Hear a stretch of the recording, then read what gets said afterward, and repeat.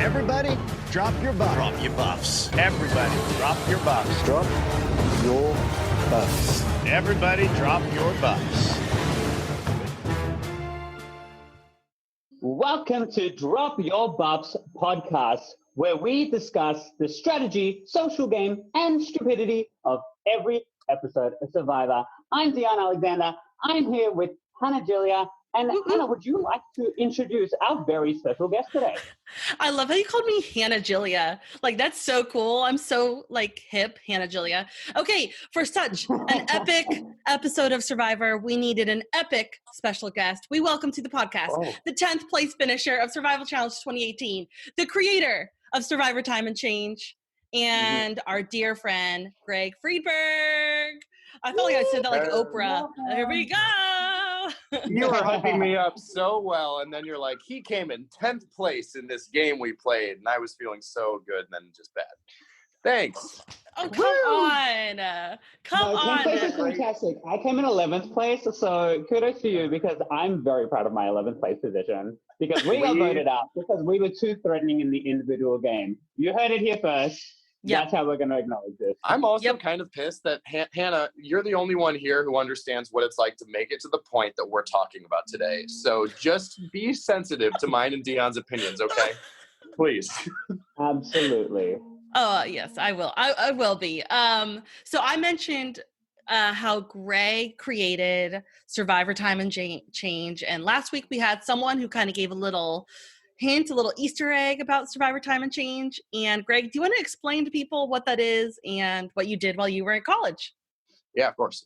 So I was the host and creator of Survivor Time and Change, which is a college-based Survivor game, which basically think all the social politics of Survivor without the island. So they still run around, vote each other out, have challenges, tribals, everything, but we're not starving them on campus. They live their everyday college life. And it's over a much more extended period for a semester. The whole thing gets recorded, and we've edited 2 seasons fully on YouTube. And then the 4th one, which was the year after I graduated, is airing now. And then the 3rd one is in process as well. And then there's many more that have been running since. I believe they're on 7 or 8. So that's Survivor Time and Change.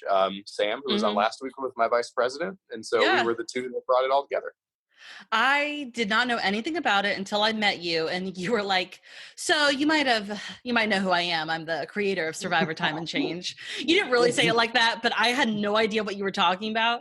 And I was like, what? But after we played Survival Challenge, I went and I watched a little bit of season 1, all of season 2, and I was obsessed with it. And if anybody needs to watch a college YouTube Survivor, it's amazing. And I should put a link to it in the show notes. So swipe those notes over to go check it out. Oh, well, thank you. And also, shout out to the other college survivors too. Survivor Maryland's where it all gets started, so check them out too. Yeah, I was about to say, I never had the college experience. And I know that if I did have the college experience, I would absolutely be completely in for a Survivor game taking place. Kind of breaks you up from your day-to-day events, gives you a little bit of something to look forward to outside of, the regular grind of college. And I think for me, it's the equivalent, and not even the equivalent. I put it side by side. I've always wanted to be a part of an a cappella group in college. So an a cappella group and college Survivor. What if you threw both of them together? I'm just spitball. And your challenges were like the riff from Pitch Perfect, where they had that challenge riff off or something. Yeah. So it's just kind of think about if you put the two of them together, Pitch Perfect Survivor Edition. I'm here for it. If anyone gives me ideas, I'll go and roll, and we'll do it. I love it. That's amazing. Okay, let's jump into our rapid fire questions so that our listeners can learn more about Greg. So, Greg, buckle up. I've got some questions for you. First question: when did you get into Survivor? So I got into Survivor in 5th grade. My Hebrew school carpool, the guy who... Hebrew school carpool, shout out. I'm sorry, I have to unmute for a second. That whole phrase was absolutely fantastic. Please continue. So my Hebrew school carpool, 5th grade, there was the mom and her son were always in the front seat, and they'd talk about Survivor, and I felt left out. So Yeah. I started watching Survivor Fiji at the time was on. So I'm that was my sorry. first season, right? And that's rough, but that was the first season. And then I watched everything live since, and then I've gone back and watched the rest. Oh, Well, to be sweet. fair, you watched Survivor China live, and that is like when I tell people to watch a season to get them into the game, I definitely recommend Survivor. There's not any spoilers. It kind of gives you a layout of where the game is. It's definitely advanced since then, but what a great cast. So I'm all for that. All right, next question. What is your favorite season? Favorite season. So I think my favorite season stems from my favorite winner. Okay. So I'm gonna go with Philippines, baby. Let's go, Denise. Wow, Nice. Denise. Were you a big Nice. Malcolm fan? I was a huge Malcolm fan. I like Malcolm. I think he was one of the first people to kind of be like socially advanced, but also a really good, good physical player. Yeah. So I liked He him, was but the I whole always package. loved Denise more. So Denise Yeah. for me is like made the season. Wow. What do you love about Denise? Like what is it about her? So this goes into my like philosophy of Survivor. Oh, So gosh. my thing is you don't need a challenge or you don't need a challenge or an idol to win the game. Mhm. And not Yeah. that she didn't have those things, but like the whole premise of the game is maneuvering through votes. Mhm. And Denise made it through every vote in her win. Not She just didn't she have wasn't- an- Single vote. Not What was that? only the vote that her tribe went, like she went to every single tribal every council. tribal. Right. And that's what I love. So And she didn't have an idol or advantage, did she? did in she that ever win a season. challenge? I don't remember. I think she did. I think she did win some immunities, maybe one or two, but considering how many tribals she went to, I think that's okay. Yeah. Seriously. Okay, so Greg just hinted at his interesting philosophy of Survivor, and I've heard some of his ideas. So you have like some very interesting values when it comes to Survivor, Mhm. and I'm sure we'll get more into that later. But my next question is, which past Survivor player are you the most like? Like, do you resonate with someone? Ooh. Oh, you seem like you have someone right off the top of your head. Okay, No, for I don't think I me, for me, I after a lot of soul searching, I feel like it's Kellen. I feel like deep down I'm Kellen. Just bubbly, fun, trying to play hard, but can get caught easily and whatnot. Dion has shared when we did this that his Survivor character is Todd. Yeah, probably. And so, Greg, what are you thinking? I can't think of someone for you. I don't know. I Oh, I mean, I can. don't really want to choose a winner because I feel like choosing a winner is too cliche for this podcast. That's not supposed to be a criticism of Dion choosing Todd, but No. I don't know. I've always equated myself to someone who like emotionally would get way too tied in the game and be really Mhm. butthurt if like he Mhm. crossed me. And also just I want to be someone at the end who like if they're there, they're winning the game 100%. I'm gonna go with Kathy Vavrick O'Brien. Oh, what a pull! What a pull! Oh wow, I love that so much. Can I put my hand up with a suggestion? Yeah. Mhm. I definitely see a Rob Sestonino game from you. Oh, that is a compliment right Okay. there. I'll take that. I I'll take that 100%. in Amazon, he was hard, but he was the goofball. He was, making sure that like he essentially was the life of the party at the camp. But he was also such a strategist and just extremely vocal, just very much, you knew where he was at all times. I think you're very much that kind of person. But when you said the emotions get to you, that immediately made me think of Bradley. So I'm just definitely going to go Rob Sestonino or Bradley, depending on... I've heard the Bradley Kleige one before. Really? Yeah. Yeah, I've heard that before. You're just a much more pleasant Bradley. How about that? I think so too. And that's no offense to Bradley. I'm sure he's a nice person, but the He's got a edit bad was- edit. Pleasant Wasn't generous. person, but I can see that the situation was heightened and he got caught up. Okay, let's go on to the next question. So let's say that you made the merge. Do you go for the safe vote or the ballsy vote for the first vote at the merge? First vote of the merge, I'm going for the safe vote. All right. Got to keep everybody happy. Next question. Would you rather host Survivor or play Survivor? Because you have Host. done both. You would rather host. I would love to hear why. I think I don't know. My stress levels in the game, I mean, it's surprising. The one I played with you guys, I was probably the least stressed that I would be in a game like that. Uh-huh. But like, for me, I put a lot into people, and I would get I put a lot of emotion and time into people. And so when Yeah. I get crossed, it doesn't sit well with me. And like, that sucks because that's what this game is about. And that's why I'll probably never have the guts to win Survivor. But I think hosting lets you channel the passion into the game. So like, you get I to love run that. it and let other people Yeah. have it. And you get to I feel enjoy like it. I'm relating to you on a whole new level, Greg. I feel like it was a crime that you and I never got to unite in the game of Survival Challenge. I think we are very much tuned to the same Survivor drum, if you will. Tuned to the drum, tuned to the guitar. Something like that. I'm picking up what you're putting down. Good. Okay, my last question for you. Who do you want to win this season? Doesn't matter who you think is going to win. Who do you want to win? Which I feel like I know the answer. Oh God, but my answer has changed since the last episode. Since 2 Oh episodes my ago. gosh. Okay. If you follow me on Twitter, you will know like I am a diehard, like, to the end of the world Yul fan too. And so I always said Yul because yes, like right now my answer we'll get into in a second, which kind of I already gave away, but Yul to me like had such a good purpose for the game too. Yeah. With everything he was doing for Penner, and I loved that. And then when he got voted off last week, I was devastated. So then I changed to my second tier, like want them to win no matter what, and that's Denise. So like Denise to me, I love Denise, and like we already went over that. But Penner, just the passion and not Penner. Oh my God, Yul. It might as well have been Penner winning. Yul winning would have been such a good story. I would have loved that. But now that he's on Extinction, I don't support an Extinction winner winning. I can't overlook that. Oh, I see that. No, I love that we've got Greg because for once I have somebody on my side of the numbers, somebody who's written for my players, Hannah. I know, right? Finally. All right, well, that's the end of my questions. Good job, Greg. You survived. Yeah, well done.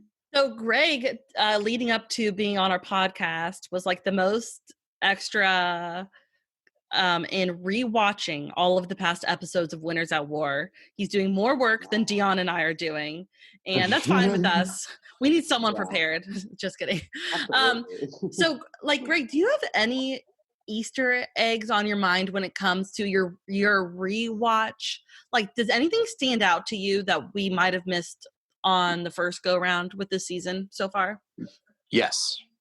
So it's funny because as I'm watching, like after knowing the results of Wednesday's episode, there are things that like you pick up on only because you know what the result is. So like every time Tyson's name is mentioned, I key into that. And I'm like, I know Tyson is who returns.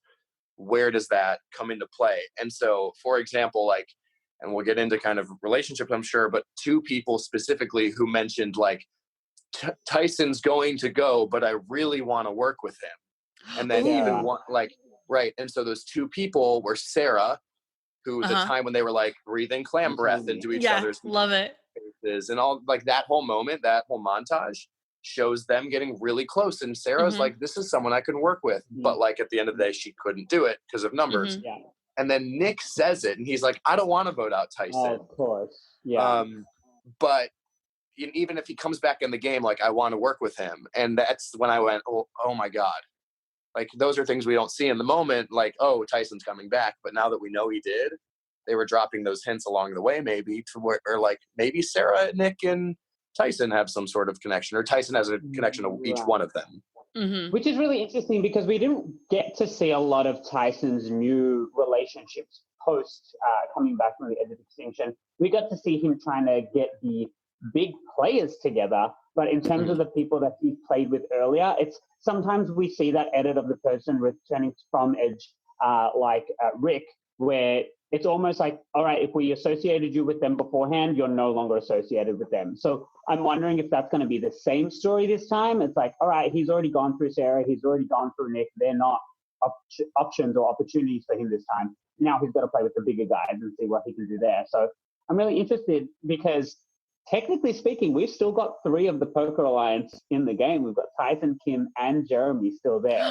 This whole thing that you're with. I didn't even see that. About. So those 3 people are still in the game.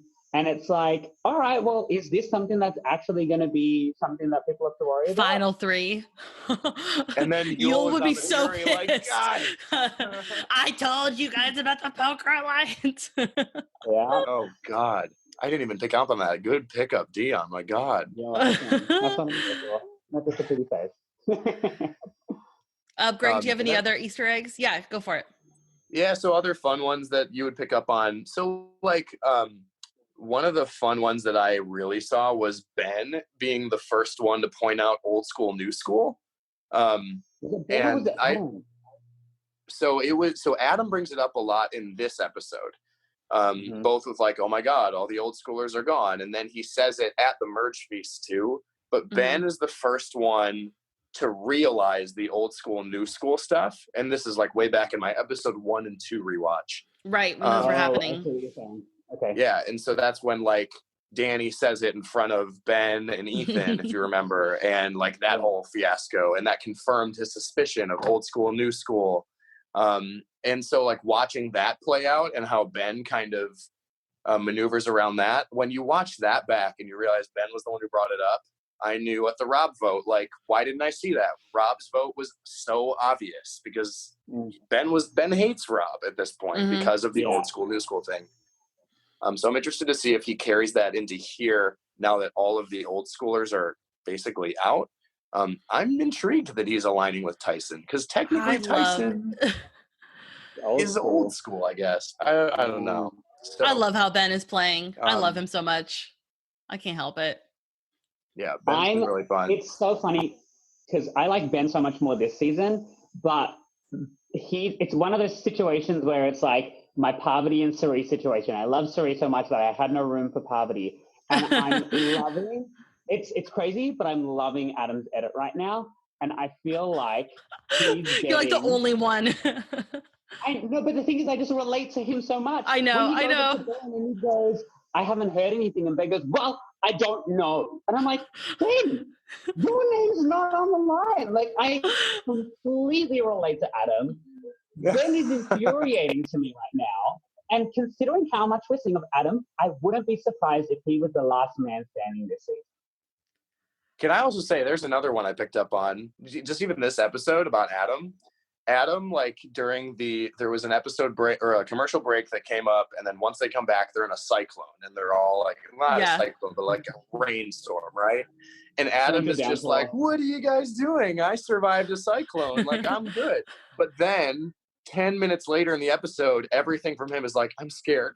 I don't know what I'm doing. I don't know what I'm doing. And like everything is so insecure from Adam. And I thought that was kind of comical because you're like, what happened to I survived a cyclone? I think it just goes to show that the elements aren't phasing him. It's not where he is. It's the people that are driving him insane. And I think that's a real sentiment because I think we tend to see that more in games like Big Brother, where they try to advance on the survival aspect of Survivor. Like, you've got no food, it's miserable, it's this and that, where he's like, screw that. It's the people that are doing me in. And I'm glad that they gave us that because it really just kind of goes to show that this is the hardest season of Survivor that's ever been played. I think that's a fair statement to say. Yeah, These are the I think so. Players. And like Sarah was saying in a confessional, the relationships are so intertwined, like spaghetti, that it's just so much going on.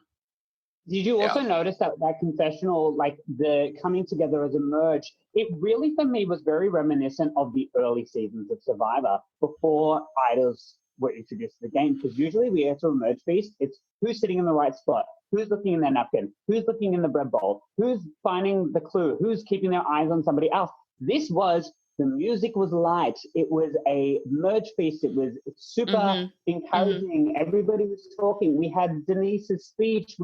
We had this light and this air that we don't get unless you're like somebody who's so nuanced in the game that, you know what, I can take a seat back. I can enjoy the company of these people because as soon as this is done, we're going to be back.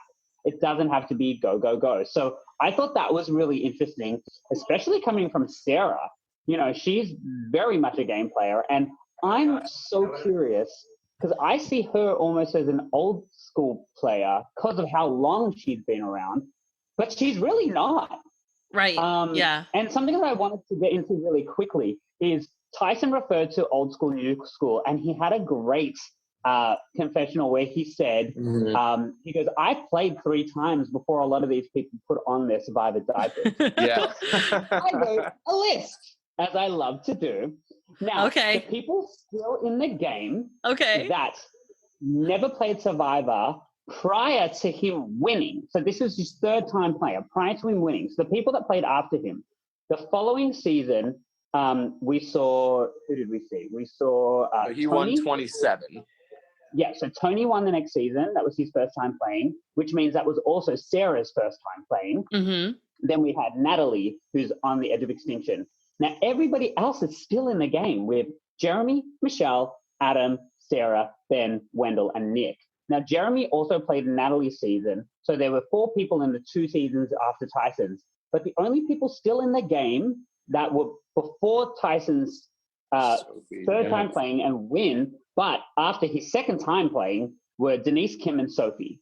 So Sophie's actually the oldest player out there, yet she is the youngest contestant with Michelle. They're both 29 years old. So even though she's the youngest person out there, she has the longest time since playing the game. Like, that blows my mind. That is insane. Like, I know Adam is pretty young too, right? Isn't Adam 28 out there? Yeah, Adam and Nick are both 28. They're the 2 youngest contestants of the season. Okay. Sophie and Michelle are the youngest female players. If we want to go into ages, I also have that list. Okay, so the oldest female player, who do you think the oldest female player this season was? In the whole Denise. season?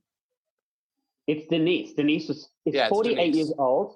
The next is Sandra at 44, Danny, Amber. They're our 4 oldest players. Uh-huh. So the next person that's the oldest person out there, Parvati is on the edge of extinction at 36. Kim is 36 years old. But that means that Sarah is 34. She's one of the youngins out there.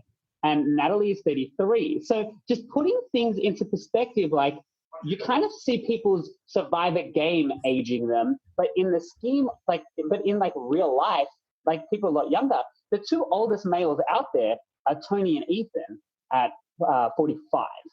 Mm-hmm. So I wouldn't have even put them in the same bracket. No. And then you've got Yul at 44, Rob at 43, Jeremy's 41, Tyson is 39, Ben is 36, Wendell's 35. Ben and Wendell Wow, are they're so old. Wendell's So, 35? You didn't know Wendell that? is 35. No. Yeah, So it's there's crazy. So for all of you Love Connection people out there, there's a 6-year age gap between Wendell and Michelle. So, but like for me, like Tyson is technically one of the like younger guys out there. There's a 2-year age gap between him and Jeremy, but he is closer in age. I guess in terms of like the younger crowd of people than the older crowd of people. So I feel for me, like you can't even play into people's ages like you would in a regular season. You have to go by their Survivor age. And someone like Sophie is the oldest female out there. However, in real life, she's the youngest person. And that's something that I just was like, that it kind of, blew my mind a little. Yeah, I really like that. And I'm on board with the Sophie hype train. Like, I just love her so much. Yeah. Oh, she's been so good. Oh, my goodness. Mm-hmm. And to be fair, I was going to say, I don't think she got this. Look, she definitely didn't get this edit her first season because Right. she had people like Ozzy and Coach around. She had a Yeah. season that was tainted by a Hans. She definitely was dealing with a lot of different elements in her first season. And this season has definitely allowed us to get into the mind of Sophie. She's very perceptive and an extremely strong social player. And I'm very excited to see how far she can get. Yes. I think, can we talk about that real quick? Sophie, I have a note that's like most perceptive person in the game right now. Definitely. Seriously. I would say her by far. She correctly identified all the threats getting together, correctly Mhm. identified what Jeremy was doing with Wendell, and was like, no, I'm chopping it down at the knees. And she did. it was incredible because you just saw the scene before that where they did exactly what she talked about. And she's not in those conversations. And somehow she manages to pull that out. Not I wanna only that. Mhm.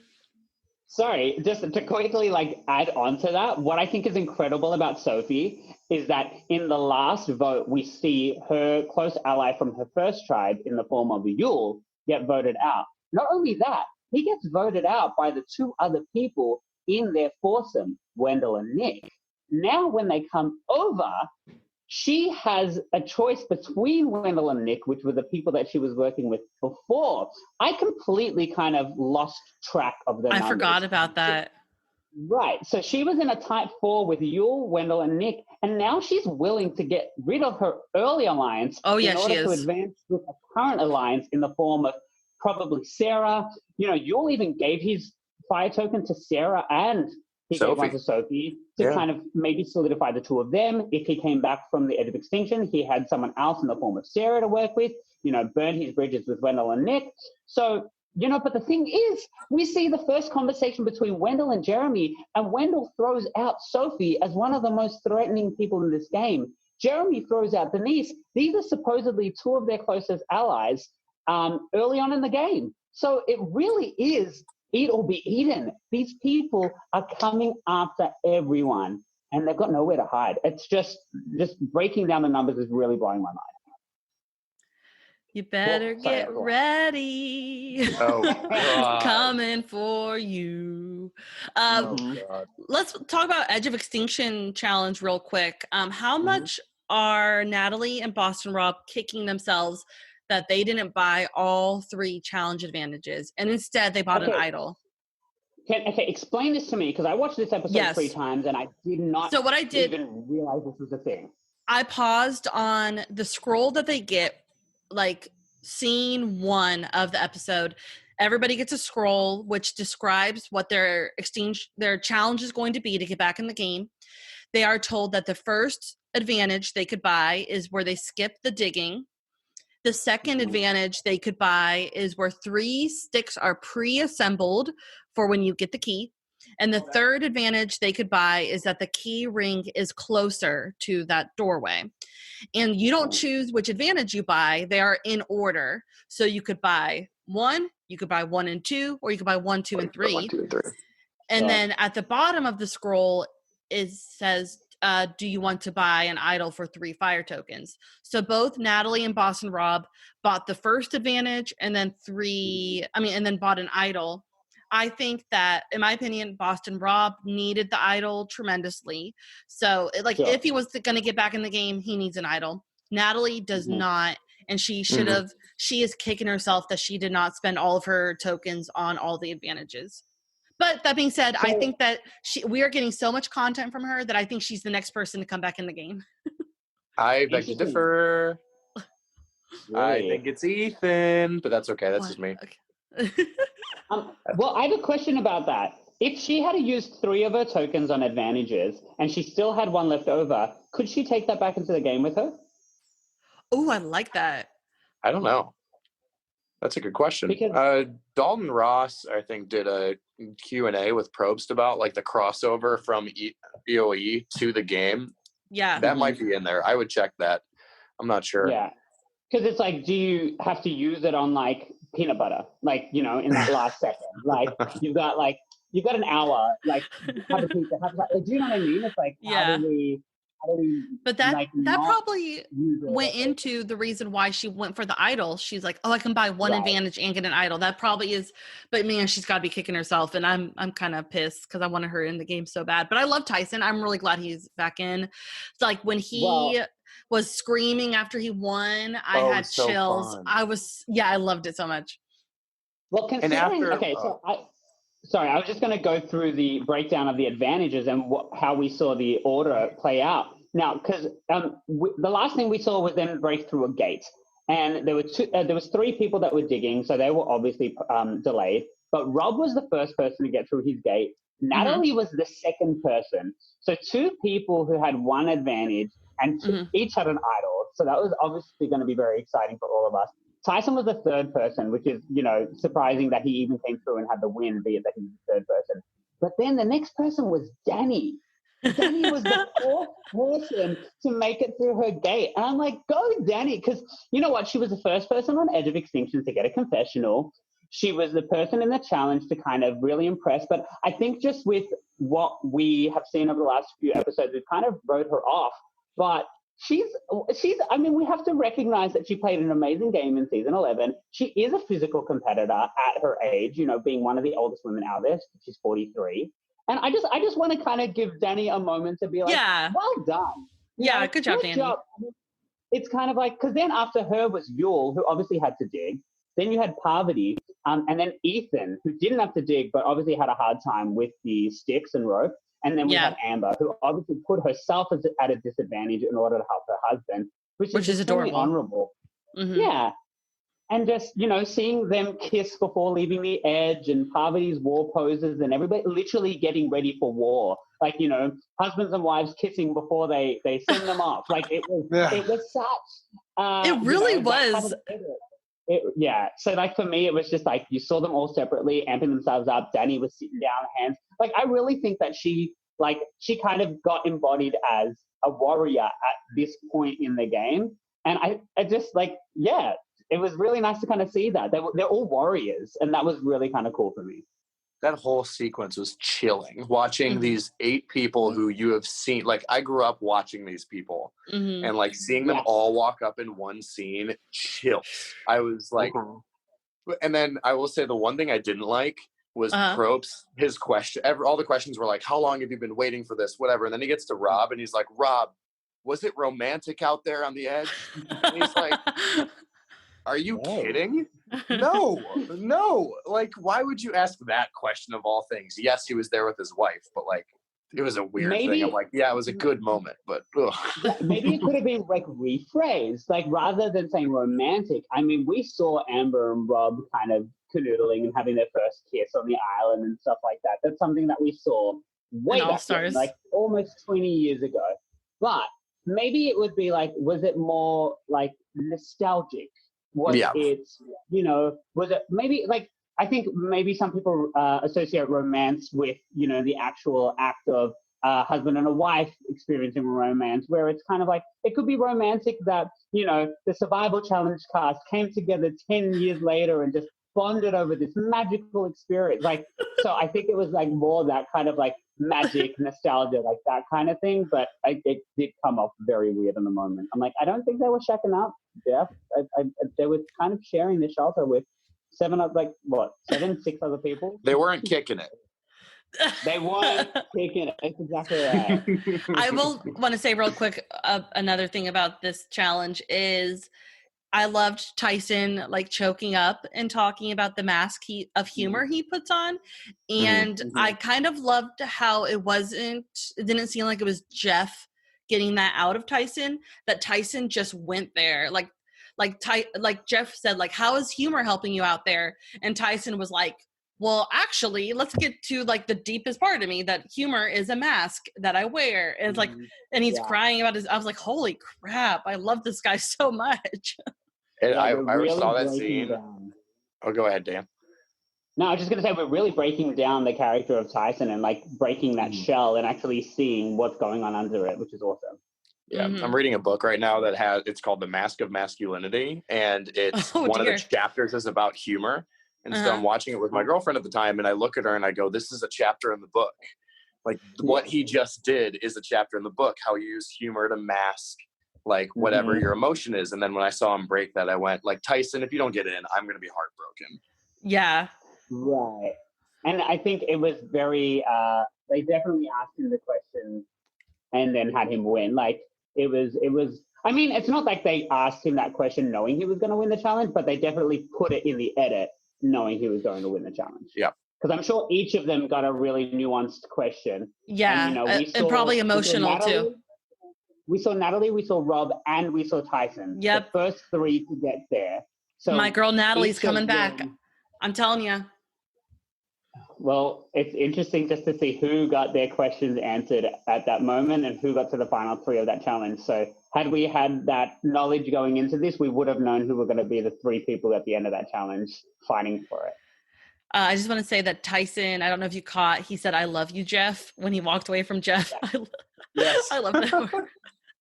Gosh. And finally, one last really important question when it comes to Tyson. Did he finish the peanut butter? Did he take it back to the island with him? Can he use it for leverage? I feel Are we like I talking saw like him. Jericho, like Australia? Yes, that's Oh. exactly what I'm thinking. Yeah. The Cookie Monster. The Right. I peanut was butter like, baby Tyson. yeah, Wow. that's exactly it. He's awesome. He's got his man panties and he's got his peanut butter. Like, I love it. What can't he do? I'm here for this. Oh, that's But like, great. honestly, could they take it back to the island with them if he had it? Like, Well, I I'm saw on wondering if it social was media that exactly Tyson was going to that. answer that question soon. Like, I don't know if it was on Twitter or on Instagram. He's like, "I'll answer your question later." So I'm like on the edge of my seat to find out what if you got to bring it with use him. it for leverage. Yeah. Oh, I hope so. we'll see. So do you guys see that the merge tribe is named Koru? Is that how they? It's Koru, Korra? which I looked up today. Thank you, because I Um, didn't know what that was. Yes, so it's interesting because Koru. usually they like yes. So this is funny. So it's a spiral shape at the end of a fern. What is? And Oh. it's like named. So I have a note here. It was like it's in the Maori language, which is a New Zealand Polynesian tribe. Oh. and I so get a was point like, for that, oh. right? Because I knew it's from New Zealand. Okay, sorry, keep Yeah. going. So that was interesting. So I like looked it up when I saw Koru because I was thinking, oh, like I thought millennials Gen X back to like when they named it Vanaka, and I'm like in Fijian it means thank you. And I was like, Yeah. oh, maybe the tribe named something cool. And then I realized it's not even in Fijian. So I was like, oh, So okay. does it but still mean cool. something cool? It's just the spiral shape at the end of the fern. Look Who it up. came It's up cool. with that? I need to know. So it looks cool though. So someone knew it it's was a kind cool of like thing. I'm trying to think what's that like spiral in nature that they always recognize. It's some sequence. Is it I feel like we see that shape in challenges a lot. You know, like when it comes to like just the spiral and like the puzzles and that. So maybe something kind of like said, hey, let's like take that and let's use the name for that. I don't know how in depth they were looking, but who knows how they get half of their names? I mean, it's been 40 seasons. That's Oh, like you know what? at least 2 tribes, 3 tribes a season. That's a lot of names. I just Googled it. This is we've seen survivors wearing this shape as their necklace. Like I think Jeremy Collins wears this shaped necklace, the spiral. I think Andrew Savage did too. You're right. Yes, Savage So- does. You're right. Yeah. So this is if you guys Google it, Koru, you'll totally recognize it. So I wonder if it has some more. Oh, it symbolizes new life, growth, strength, and peace. So someone Merge. on the merge. There we go. Well, okay, so are we Brez- assuming that the tribe came up with the name? Because like I didn't even put that together. yeah, someone came up with it every time, you know. Maybe Tyson. Tyson's like, I have new life. We're naming the tribe after my new life. Greg, me and Dion on the podcast talk a lot about the rain that we experienced in Survival Challenge.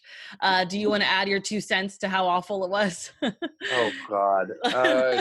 My one contribution to that conversation is one of the nights, I think it was after we swapped, like when the game started, I slept at the end next to Jack Adkins, who is like 6'5", and much larger of a human being than I am. And so Okay. he like pushed me out, and I was under like the part of the tarp that like all the water was coming off on. So I woke up soaking wet because I was not No. actually under the tarp.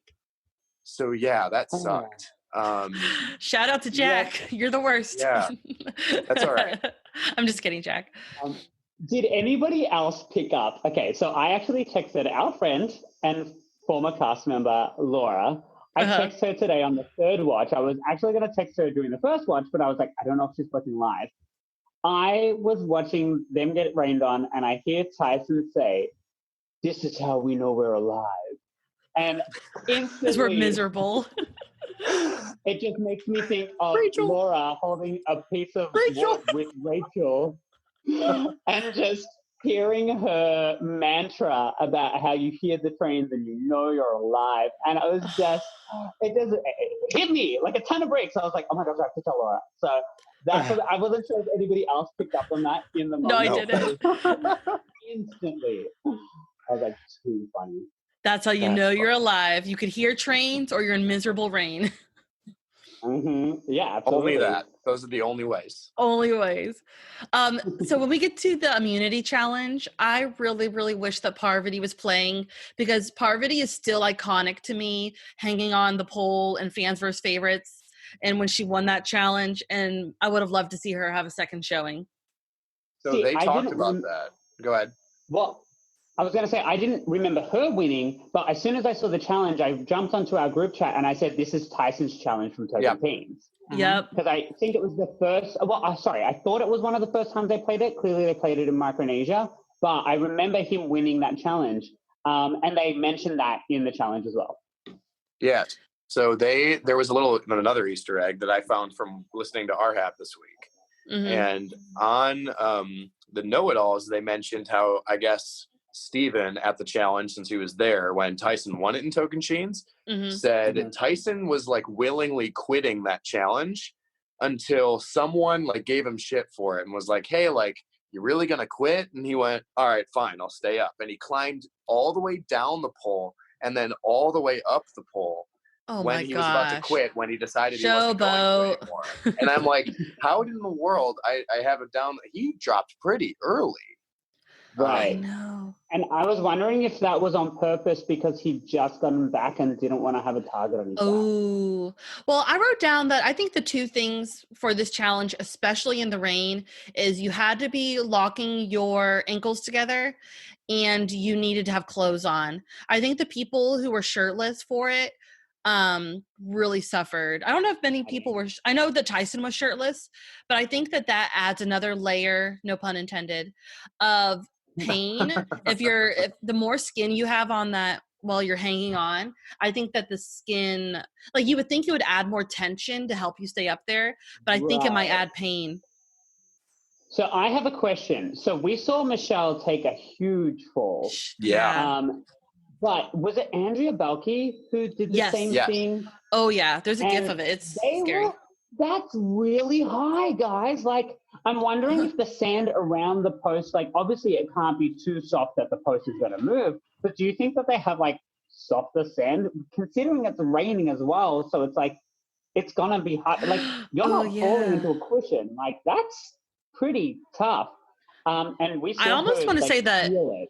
Andrea's was worse, I think. Just the visual of Andrea falling just looked like it hurt more than Michelle. But yeah, I thought Michelle was hurt. Yeah, I thought Michelle was it hurt makes too. sense. Yeah, exactly. But you saw Adam carrying her off. She clearly hurt her ankle. Technically, but Ah. it was so lame. He just like takes her arm and puts it around him, but she didn't need to do that at all. It was just like an act. It was so funny. But No the one thing needs is, to it's like carry we saw- Michelle. Come No, on. clearly not. Like, Come it was on, a bro. second, but he's still trying to win favor with everyone in the game because Yeah. they haven't trusted him since like round 3. But also he was terrified up there. He's like, I'm so scared because he's a short man. He's probably 5'6", 5'7". He's short. And that's like I mean, I'm 5'8", so it's like I'm sure it's going to be very high for someone like us, and Mhm. it's probably 3-4 times as tall as him, and he starts at the top. That's terrifying. That's like Yeah. a story and a half, Yeah. right? So, It was- It looked like they it were. was- two stories. I don't know. There's a lot. I wonder if they probably had to climb up there themselves. Okay, so Greg Well, brought up isn't it Adam. so- Oh yeah. Go for it. I was just going to say, I think they're given a ladder, and I think that they get a ladder, they hold on to the top, okay. all the ladders get removed, and then the game begins. That makes sense. That's gotta be easy. So let's talk about the strategy up to tribal. And Greg has played with Adam Klein. He played Mhm. a 1-day. Oh, why was you grimaced? He played a 1-day game. Well, I guess it was technically overnight, but the game didn't start until the next day. Mhm. So did you? I mean, you were on the jury, weren't you? Yes, I was the 4th person voted out and the first member of the jury. Love it. Okay. So did you play much with Adam during that game? Because Adam was there and Sunday Birdquest was there. Yes. So Sunday won, and then Adam came in like 5th, 6th. I don't remember. But Adam, see, so here's the thing I've learned about Adam from interacting with him. And I will, like, disclaimer, I really like Adam. I think Adam is a very good-hearted person. And, like, you see a lot of it, not on the show, but, like, when you meet him, he cares about you. And that's what makes him so good. The surprising thing about him was I knew that going in to meeting Adam, he talks your ear off with strategy. And I can see why he's rubbing some of these people the wrong way. Ben, especially Ben. And like, because Adam and Nick says it when he votes for Adam in this episode, where he's like, your reputation precedes you. And I'm like, yes, because he has probably talked off so many people's ears that they're all like, you can't trust Adam. And that's what Nick even says. He's like, we can't vote for Denise, but everyone says you can't trust Adam. So I'm not going to trust Adam. And I get it, because he will make you paranoid with how much he talks to you. Did that happen during your guys' game with you? Yeah, not so much with me. Well, yes, with me in one scenario. So, like, background on this game, it was like the night before we didn't play the game, but like we knew our tribes, so like people were already talking, and we're just like chilling out by a campfire. And I did not take this game super seriously. I was there to like hang out with friends because it was in Maryland and celebrating the guy who started Survivor Maryland. So I wasn't like that, like, oh, I'm gonna win. Was it his I just wanted birthday? To play. Trups? Yeah. No, it was like celebrating his like end of Survivor Maryland. Okay. So because he had just published his last season, and then we all got together to surprise him. And Adam and I are like sitting at the campfire. People are making s'mores, just chilling. And out of nowhere, he like whispers to me in the most cryptic way, and he's like, "So like, you want to work together?" And I went, "Dude, I want to make a s'more. Like, I don't even want to talk about this right now." But I had to play along and be like, yeah, like, but then I tried to get off topic or like talk to someone else, and it was nothing against Adam. It was just like I wasn't taking it as seriously as he was. And so Adam takes this game super seriously. He's very passionate about it, and he's got a very analytical mind. And if you're not that way like me, you're not gonna really jive that well with Adam. And I think someone like Ben, who's like a brute force player, at least he was in his first season, I don't see that jiving with him. So it's been interesting to see that again, and him not jiving, because he probably just kind of pisses a lot of people off with how much he talks about strategy. Yeah, you could tell that Ben's done with it. Well, I also feel like they've got like a brotherly relationship going on. Oh yeah. Ben will have that fun relationship with anybody else. He just doesn't want it to be Adam. You know, we see a moment of Ben like swinging on a vine and almost like taking himself out, and he's like, ah, ha, ha, ha, ha. But I'm sure if Adam was there, he'd be like, I'm good. It's fine. You know, he just wouldn't have like amped it up. Like, I just think that he doesn't want to enjoy his time with Adam because he doesn't see it being good in the long run. And I think everybody's got that person in the game where they're like, I just don't want to connect with you. I just don't want to. And I actually think that Ben is playing a very emotional game this time around. And I see that biting him in the butt. I don't see it being very strategic. I don't see him laying low. I see him because we keep on hearing from him who he's annoyed by. He was annoyed by Boston Rob. He's annoyed by Adam. We just keep on hearing like who's bothering him. And I still get that JT edit. I still get JT from like, you know, Heroes versus Villains, where it was in everybody's thing. Yet he's the person to turn around and say, Nick just butts in every conversation. I'm like, man, you're in everybody's business. Like, sure, Nick turns up, but he's not walking up to the next person and saying, so-and-so is saying, like, that's you. You're that person. You know, Nick is more deadly because he's just taking in the information and sitting back. But in this circumstance, he wasn't actually, well, yeah, he is the hyena, but he actually didn't get the information that he needed from getting into all these conversations. So it clearly is, you know, one of those things where now Nick and Michelle are on the outs. For the first time, we've seen, well, actually, this is back to Michelle's first vote in a tribe, to her first vote in the merge. Yeah. Like, are we going to see a game of hers, like, catapulting from this point? Or is she going to be cut early on? I don't know. These people are playing very interesting games, and they change so drastically. This from is episode to the episode. first episode that we haven't gotten much from Michelle. It's always been the Michelle show, and this is the first time we didn't get that. Michelle was in Interesting. one conversation, and that was it. And Well- it was with Nick. It was with Nick and Wendell and Michelle, and that's why they voted together. That was Yeah. it. Right, but we did see her talk to Jeremy, which was her Yes. ally from her first tribe. Yeah, but they were and not on the say, same "Well, then page. let's go Oh, for Adam." He turned on Michelle, which means Michelle might be feeling a little bit hurt that her former ally in the form of Jeremy is not holding strong. Because, I mean, the boys' former allies kicked them out. Her former allies, like, it's just Nick and Michelle now. Like, it doesn't look like they've got much room to work. so They might need Adam. so Adam says when he votes out Wendell, he says, "It's me or you tonight." I know that, but do you? And he's so, serious about it. And I Great. find it like, if I was Jeremy, I would vote for Wendell to, like, if I needed to keep those connections with that alliance that he's in. But like, I would tell Wendell, like, if you have something, play it because it's you. If he trusts Wendell enough to keep that information to himself. But then again, yeah, but Jeremy doesn't But want to look be the at the one fact- who spills the beans. And he would have Well, and known. on They would have that- known. Mm-hmm. They would have known, but also Wendell and Jeremy made an agreement that they weren't going to write each other's names down, and Jeremy broke that agreement. Mm-hmm. So it's like, and here's the thing: I've actually had a really interesting question with myself recently about the game of Survivor, which is earlier on in the seasons of Survivor, an honorable game was really recognized, and people were getting to the end, and the people who burnt the more bridges were being discounted for it. Oh yeah. And now we're seeing, like, later on in the seasons, people who burn bridges are being applauded on it. They're like, I did whatever it took to win this game.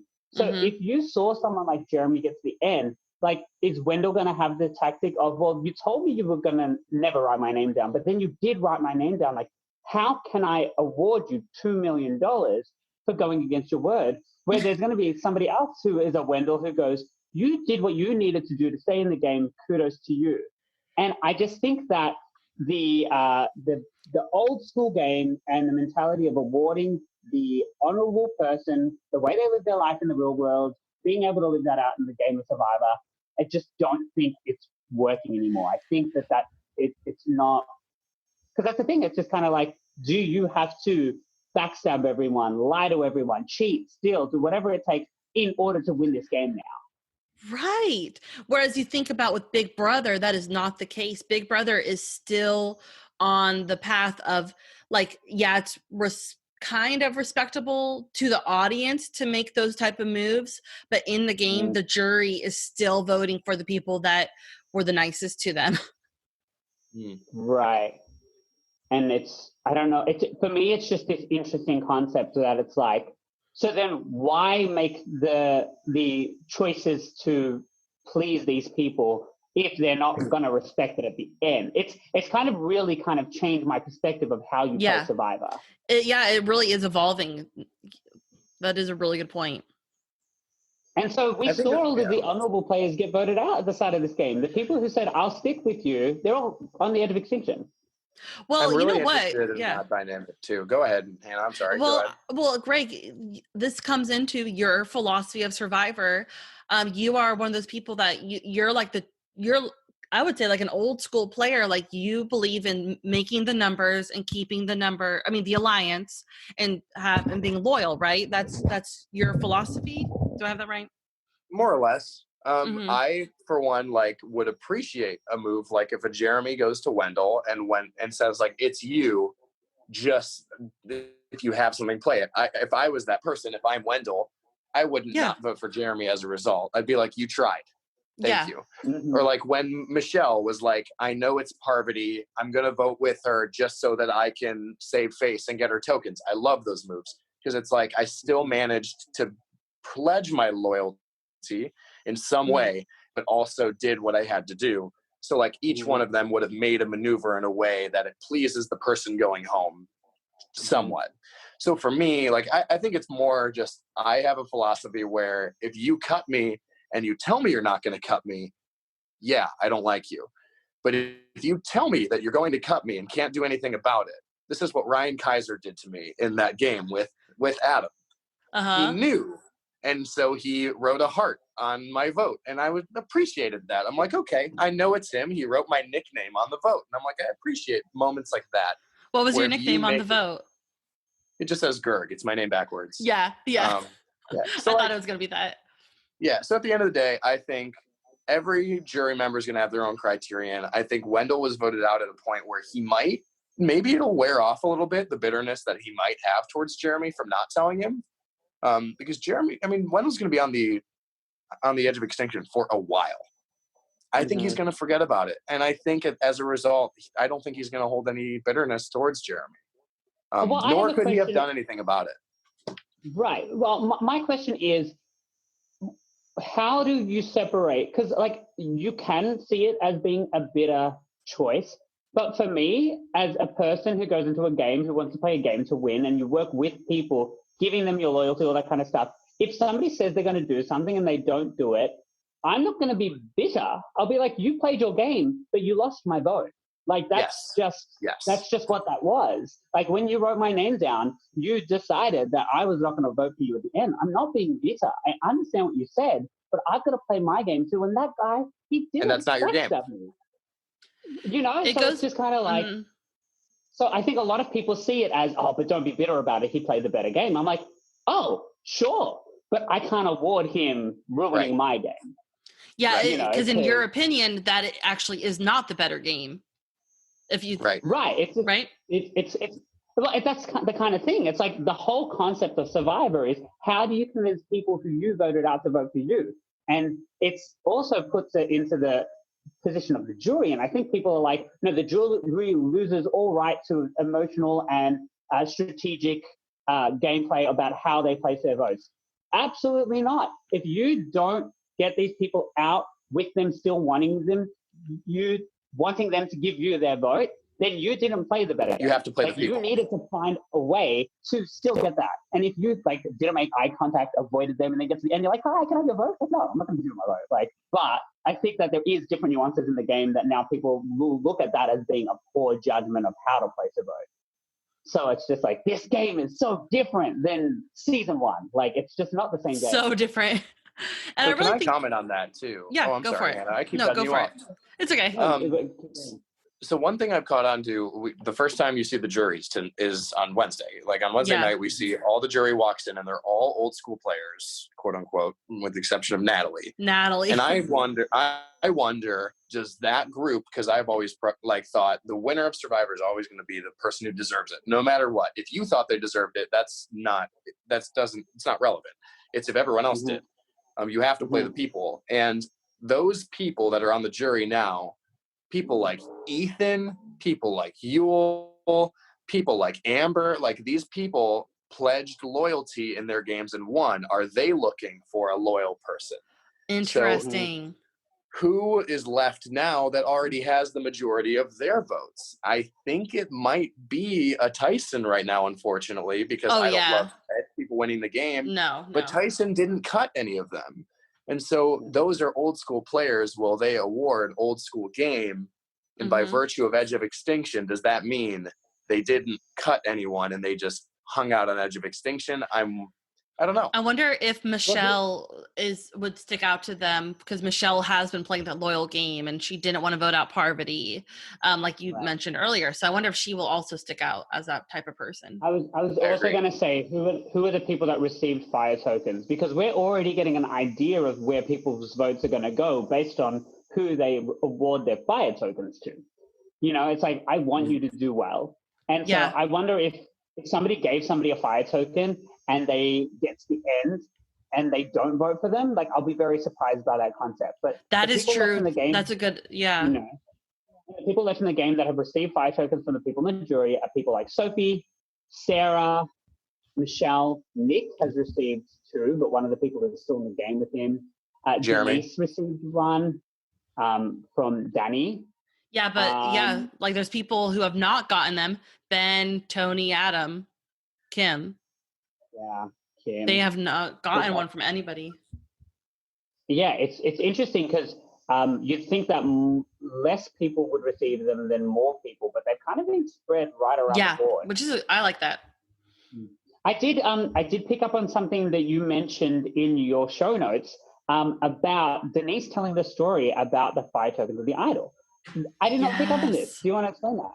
Yeah, well, when Denise tells her Queen Slayer story, which I loved how she shared. It was so On fun. her throne. It was great. Which might have been a little too much for her threat level, but you know what? Live it up, Denise. You know, As she stories- drank for the wine, it was Oh, great. It was so like Game of Thrones-esque. It was so good. It really was. Yeah.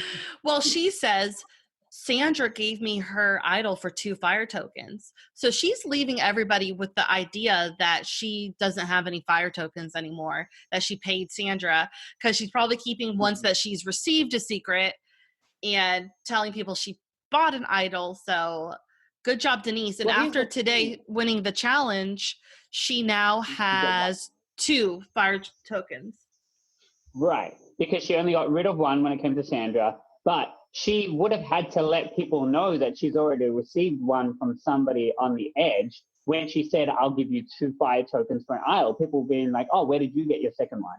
Because, oh, I would have got it from Danny. Like, do you know what I mean? Like, Mm-hmm. I don't think that people are hiding them as well as they once were, because people are going to, we haven't seen this from the people in the game, but they're going to be associating, okay, who did Natalie give her token to? It would have been Jeremy. Absolutely. Okay, who did Amber give hers to? Obviously, she gave it to Rob. Well, then who did Rob give his? So people are, I'm sure Adam's doing that. For Oh, yeah. sure. Oh, yeah. 100%. And he's like bugging Ben about it. He's like, Ben, let's talk about this.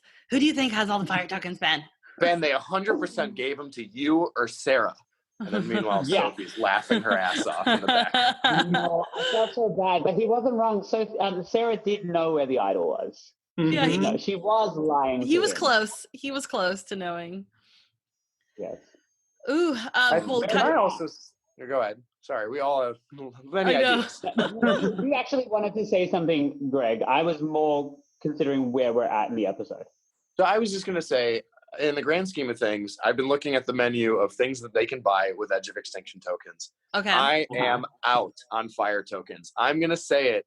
There is nothing that you can buy in the game right now That's that worthwhile. I think is worthwhile. The Right. only things that are worthwhile are the things handed off from Extinction. So I wonder if they're still going to do that, or I'm else they're sure. front loading it though, because now Sophie has an idol, Kim has an idol, Sarah has a vote steal, and Jeremy has a safety without power. Those are the 4 advantages in the game. Who what has the more vote are they steal? Sarah, Sarah. Sarah has. Oh yeah, she bought a vote steal. Okay. the steal from the camp and everything. Yep. Yeah. So I'm curious to know if more advantages will be shuffled in that way. Because if I'm in the game, unless I'm Tyson buying peanut butter, which apparently was the biggest challenge advantage of all, like if I'm anyone but Tyson, I'm not buying anything. I'm saving it for the Right. people from Edge of Extinction who Yeah. are handing it off to me because there's nothing Yeah. worthwhile on that menu. No. So Yep. right now we have 2 menus, right? We have a menu on Edge of Extinction, and we have a menu for the people remaining in the game. Mhm. Right. And the only like strategical items on the merge menu is you could steal someone's reward for 3 tokens, which I mean that could be a great purchase, Oh. honestly. You know, Or- Adam's not going for that. Nope.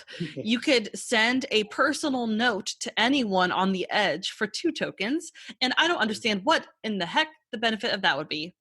Please give me your vote. Like, I don't know. Or if you get an advantage, can you XOXO. send it my way? Like a But thank you've you already note for an spent tokens at advantage. that point. Or you can say, so-and-so blindsided you, it wasn't me. Like, Yeah. that's jury management. Yeah. Oh, man. If you get to the end Um, of this game with 2 spare tokens, I'm writing a letter to someone on the Edge of the Extinction. That's me getting my say on the jury prior to them even turning up and having my speech. I want to see it happen. I don't think we'll see it happen, but I want to see it happen. I could imagine just- the world I'm- where Tyson does it and Tyson buys one at Final Four. And he's just like, guys, I just wrote a letter to the Edge of Extinction telling them how much I hated them. Take me to the end. Yeah. No, I can Oh just my see him gosh. saying how it says, all it says is, I'm amazing. That's it. I love it. So, do you guys want to say anything about the Wendell vote? Like whether it was a good move, bad move? We've kind of been talking about it as we've been going, but let's just talk about the vote. I think that it was Sophie pulling I think Sophie planted her flag on Wendell, which was the right move for her because she correctly identified everything. And I think that this move came down to Sophie planting her flag, and Denise. We didn't really see this, but I'm sure Denise was kind of protecting Adam, even though we heard her tell Jeremy, like, no, I can vote him out. But probably she was like, okay, let's figure out how to not vote out Adam. I'm curious about the Denise thing because Adam is cautious, but he's not certain. Like, he wasn't certain until the vote, where he's like, I know it's between the two of us. But does that mean that Denise mentioned something to him that he knows? Because on the island, we're not getting that. We're getting Sophie, I'm hearing my name, which is really interesting as well because Sophie and Adam have never been connected in this game. This is the first time that they're on an island together. No, they were on the tribe with Ben and Sophie. Yara. Yeah, I mean, Sarah. So, but we've never seen them talk strategy. He's literally gone through either Ben or Sarah. Yeah, he on Yara, he's doing his typical like little brother thing where he's like, I will be with you. We saw that, but we've seen him do that to a lot of people. Didn't we? Haven't we? I don't know. Well, I just think it's really interesting that he went to her because, like, I was so detached from him and her that I didn't even think they'd been on an island together. But the fact that when he had talked to her about them being threatening, like with an idol, she went and told them, and then Sarah called him out. Like, he knows that she's going to go to other people with this information. Right. So I'm like, why are you going back to her and asking her, am I good? What's going on? Well, she's kind of jumped on you before. I don't know why you're entrusting yourself with her. Maybe it's because you can't trust anyone else. So, I don't know. I'm very intrigued by his gameplay and where he lies right now. But I also think he was in a very similar position his first time around, and he managed to win the whole thing. Yeah, Greg, do you have any thoughts on this vote?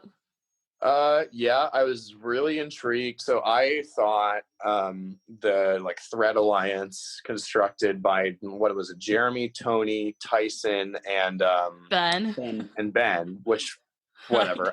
Ben's playing a good game. I'll throw it out there. But good for him for being included in that conversation because Ben is not to their level. So I was intrigued by that because Tyson.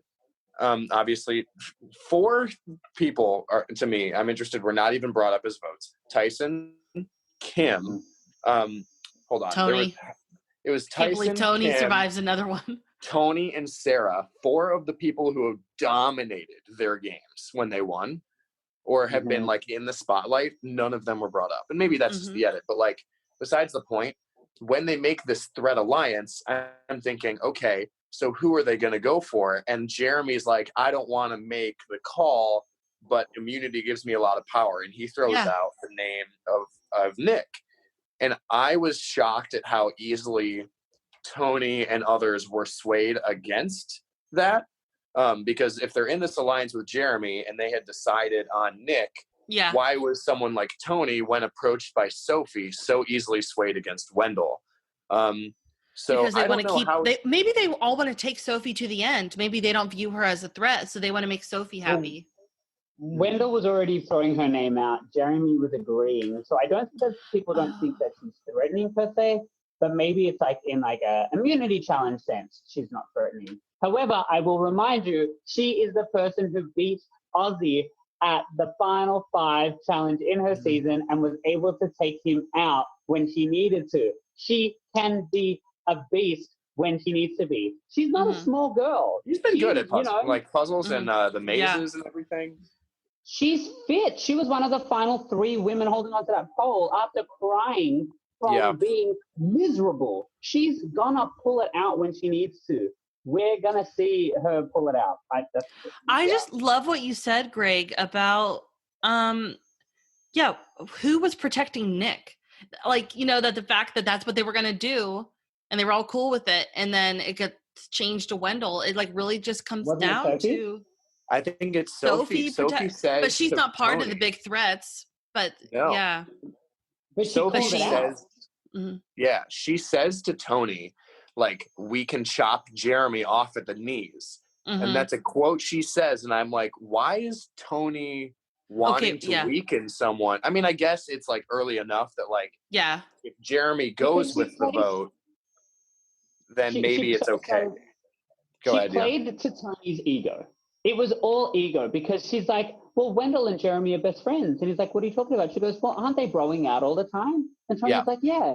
Why isn't Wendell broing out with me? Like, it's very much an ego play. Like, Mhm. this is not the first time we've seen ego plays happen in Survivor. And the best way to get somebody to go against someone is to make it out like they're not in on what's going on. Right. So it's happened multiple times with Tony. And I think that, you know, Tony was able to play people his first season because he was the shit stirrer, but he's getting stirred this time. And Yeah. that was a great move by her. She was able to weaken Jeremy's numbers by taking his boys and making him out to be more threatening if he's got his wingmen, because Tony doesn't have a wingman. Tony doesn't have enough idols. Fire tokens to get bubblegum from the corner store. Like, I love he's that. From the bodega. out right now, you know? So he's trying to find any opportunity to weaken other people in order to strengthen himself. Mhm. Yeah. Ooh. I was very impressed with Sophie just like being able to navigate that conversation, knowing that like that she had correctly identified those four were in an alliance of threats, and then she tells one of them, "Hey, let's weaken one of your friends," and somehow got out of that unscathed. It was very Mhm. impressive. Very impressive. But we will see that the clips from next week's episode, Uh-huh. people are not getting unscathed anymore. We see Nick with a mission. And this is what I've needed to see from Nick the whole time. We've never seen this, have we? No, and I'm here for it because Nick is somebody that, like, in today's episode and even last week's episode, I was kind of rooting for Nick. Like, I wanted Nick to win the challenge. I didn't want Jeremy to win the challenge this episode. I was like, come on, Nick, stick it out. Like, I want you to stick around. I feel like it's a bit of a boys Underdog. club. And Mm-hmm. yeah. And I just see him say, you guys, you're going to deal with my wrath now. And then it clips straight over to Sarah and it's like, that's not how this goes. Like, you can't throw my name out. And I haven't seen footage of it, but I'm waiting to see a blow up at camp. We haven't seen a blow up at camp in Yeah. seasons. We haven't seen people call out each other's games. And knowing me, I would be that person to be like, all right, if I'm going home, let's talk about it. All 8 of us, let's stand here right now and let's discuss what's actually going on. Because if I'm going out, well, then I'm going to go out. Let me do this right now. Because people don't do that. People are too, you know, I can see Nick and Sarah going at it. I can see other people weighing in. We see it a lot more in Big Brother than we do in Survivor. But that's what I'm here for. Nick I need versus to see- Sarah is something I need in my life that I did not realize. Oh. But I Nick played just so need much to- defense in his first season. Now he's on offense. I love that. I do Yeah. love that. Yeah. Yeah. So, next week on Survivor looks like it's going to be intense. Nick versus Sarah. And then we get that awesome clip of Adam. Adam's confessionals have been so good, but we get Adam going, he's playing with fire. Is he talking about Nick? I don't know. That's the tricky part. I don't know. Well, the thing for me is also Sophie is in the middle where she saved Nick, but she's aligned with Sarah. She's been aligned with Nick. If the two of them are at odds, where does that leave Sophie? I can't wait to So see what this she is does. exciting for me. Yeah, there's just so much. Like next episode, I like kind of tried to draw out what I think could happen, and Yeah. I think I'm totally wrong. But I think for what it's worth, the Threat Alliance from the preview alone doesn't seem like it's in that much of trouble, which is shocking. And it looks like a lot of the other ones are going to start going at each other. Yeah. And what I love to see, Sophie's probably going to come out fine. Yeah. Yeah. Tony and Tyson are probably going to come out fine. Ben is going to slip right through as Ben usually does. And it's just like these people who, if I was there, and maybe it's because I guess of hindsight is 2020, I get to see all this and then look at them and be like, they're threatening. How do you not see this? Yeah. But these people who you would be on the island with being like, how in the hell don't you see it? They're going at the wrong people, I feel like. And I think we're going to get like a stacked final 8. Stacked across the board. I actually think that Jeremy's in trouble just I because agree. of his association with Wendell in the last episode. And I'm okay with that because it kind of strengthens the people that I'm really here for. Because also, like, he's been close to Denise, but he was willing to, like, cut out her close person. He's already voted for Denise. Jeremy hasn't really shown his loyalty to anyone. And he's a strong physical competitor. He's a good social player. I think his threat level is going to come off that if we don't take him out early, he's going to take us all out. So I Steamroll think, it, yeah. Jeremy's in trouble. Jeremy's in trouble. Adam's in trouble just because he's just on the outs. Sophie's I don't not know in if trouble. Well, I here's the wrote thing. this I think that list. Adam Go might ahead. be saved. No, I was just going to say, I think Adam's threat level in terms of being in trouble might get taken away if other people's games start becoming a little more potent. Yeah. So I actually think that Adam's going to get to the second half of this merge. I don't think he's going to be an early boot. Yeah, I think Adam hasn't had much agency in the game, and I feel like he keeps getting checked. Kind of, I always think of the Ethan vote where I'm like, that vote was literally like the check of like, hey, stop thinking that you're doing shit. You're not. Yeah. By Michelle and Jeremy and Ben, they're like, stop. You're not. You don't have anything. And I feel like they keep knocking him down a peg, but then he's going to keep getting knocked into further people's games because he's a number for them, and they keep knocking him out of the question. So maybe Ben's demise comes at Adam's. No. Ben, like, I would love how that. crazy would that be? Oh, I could see that here for happening. it. Oh my gosh. I want it to happen. I'd love it. And I like Ben this season, but I think that would be a fun storyline of like, same. He's the bug in your ear, and he eventually kills you. Yep. I love it. Ever since this season started, I was rooting for Adam just because I feel like he's our person out there. He's I'm 29, like he's my age, super fan, surrounded by legends, and I could just see myself in his shoes. I wouldn't be playing like he's playing, but like he's our person. So I want the best for him. I agree. I think that he's somebody who it's funny because I didn't necessarily go into this season rooting for him, wanting him to be like one of the bigger contenders. But out of the guys out there, he's easily him and now Tyson. I think those two I would like to see get to the end. But other than that, I'm here for the women. Oh my gosh, can we talk about how amazing Sarah's hair was when they merged? It was all like out and like wavy and curly. I know.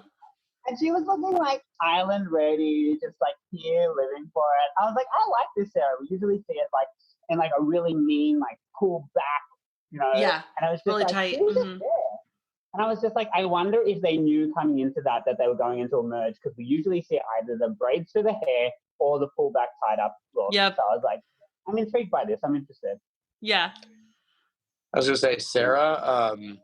I feel like Sarah would be like one of my best friends if I met her in real life. I feel like it's so funny because people have been talking a lot about how like she was so stoic in Game Changers and just strategy. Like I've got to do this, I've got to do that, and then like I've loved the scenes where like she hugs Yul after Yul gets emotional about the Penner situation, and she is like braiding hair with all the girls when Nick walks up this episode, and like she's smelling Tyson's breath.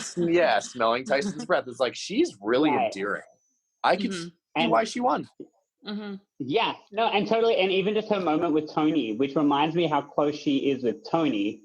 Like Sarah's probably the best. Like Nick's going after the wrong person. She's close to a lot of people in this game.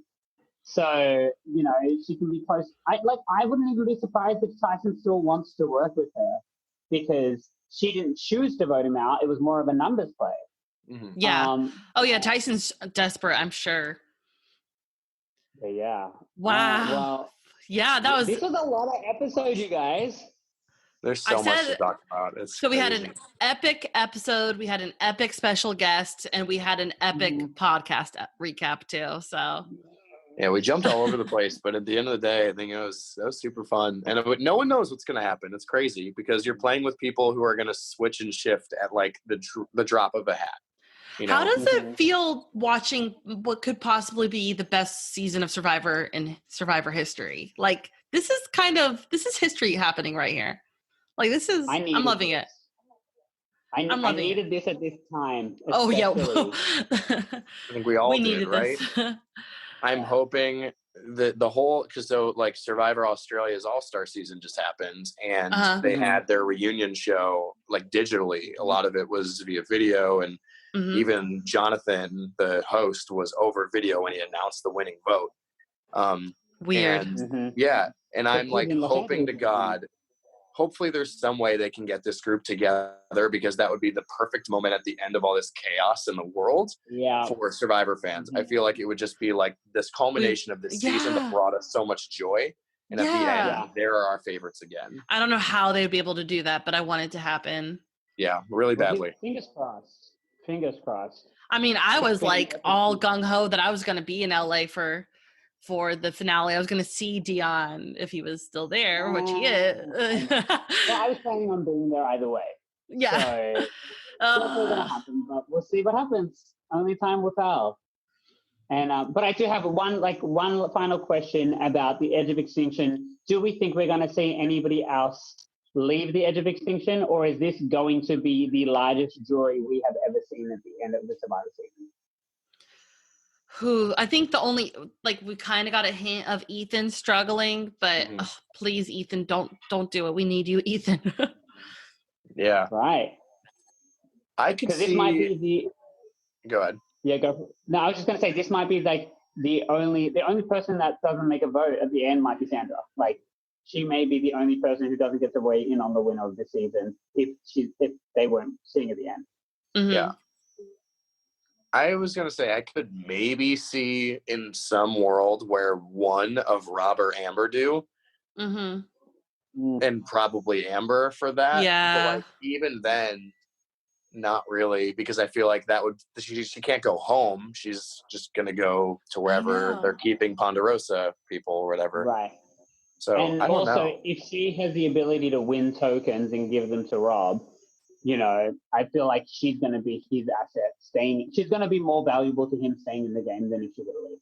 Right. She's the best. I love their relationship. So We'll see. We'll wait and see Danny come back at Final 6 and take out this whole season. that'd be truly the Chris Underwood moment. I love Danny. I would hate if that happened. Yeah. Oh yeah. I know. It's kind of the running joke that if that did happen, it'd be like, what was this season?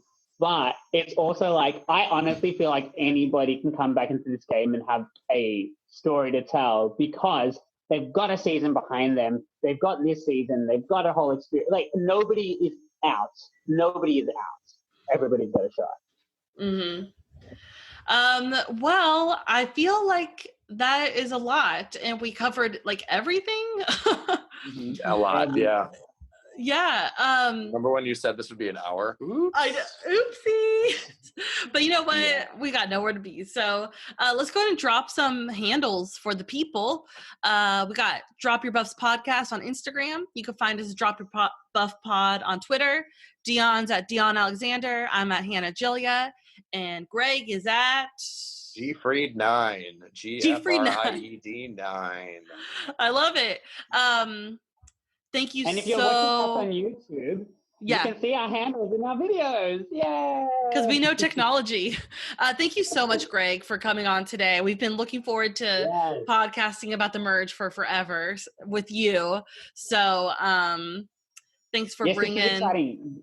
Yeah, I was going to say you brought a lot of knowledge. Your rewatch definitely came in with a lot of value because we've seen a lot of season. A lot has changed since the beginning. So having somebody with it fresh on the mind definitely helps. So thank you so much for your input.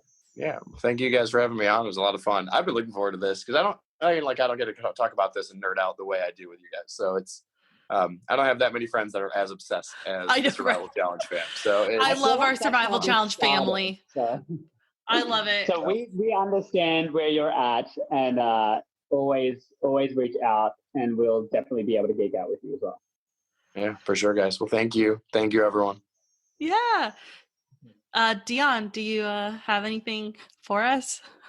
No, I was gonna say we didn't really do Drop Your Buff moments, but I think this whole episode was a Drop Your Buff moment. Like literally, we called out so many moments, and I'll just say that my Drop Your Buff moment was Sarah's hair.